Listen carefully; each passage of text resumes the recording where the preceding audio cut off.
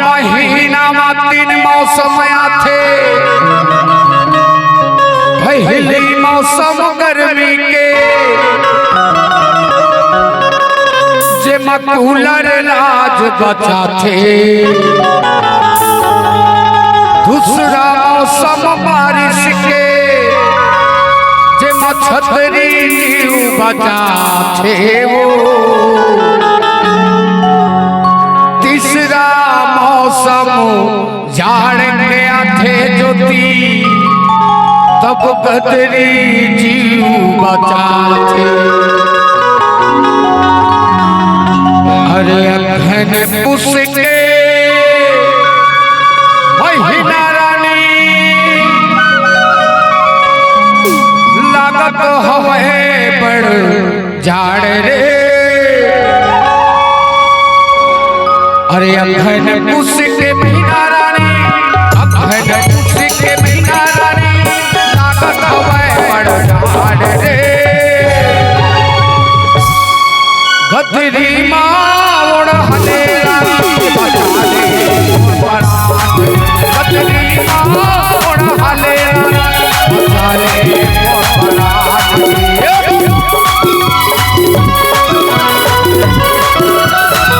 क्या बात जी?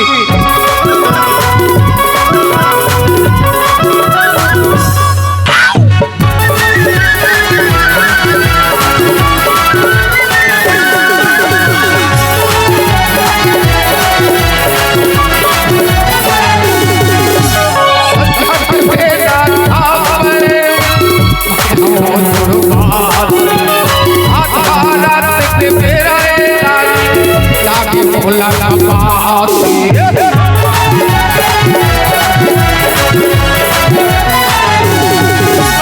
संझट मेरा थापरे मैं हूँ दुर्बात। आधा रात मेरा लागी भोला का पास। अखन खुशी के बिना अखन खुशी के बिना लागत हवे बड़ जाड़ रे।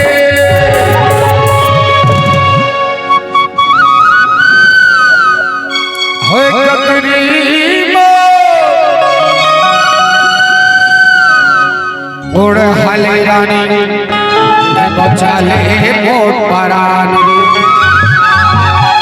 गदरी माँ उड़ हले रानी गदरी माँ उड़ हले रानी बचा ले मोट परान।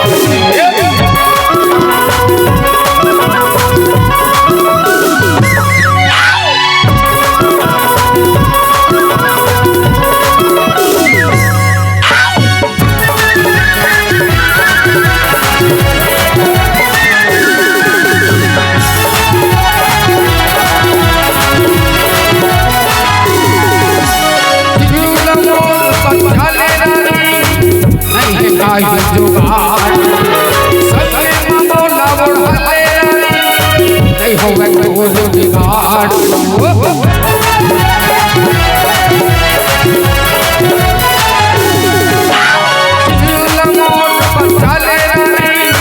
नहीं जुगाड़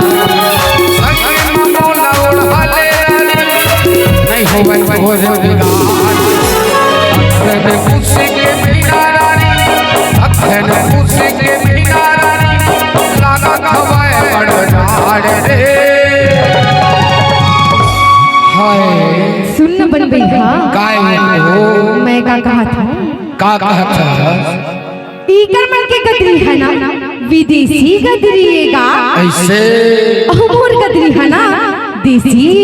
अच्छा हो सही कहा था ना जी। देसी गदरी हर किलो है। दीदी मल्ला एक बार ताली बजा दो जोर से। तबे कई खाओ आना होड़ भी कई खाओगा। ले होड़ा ले डोकरी कहने ओढ़ावे कौन ओढ़ाही।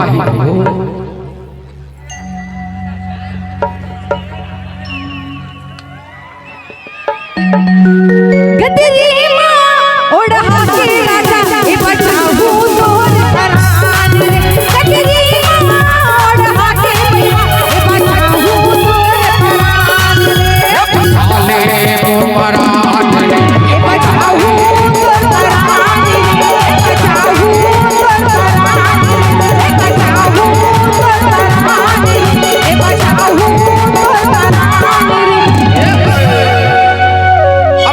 बीड़ी पे का हट हक साले हट हट हट हट।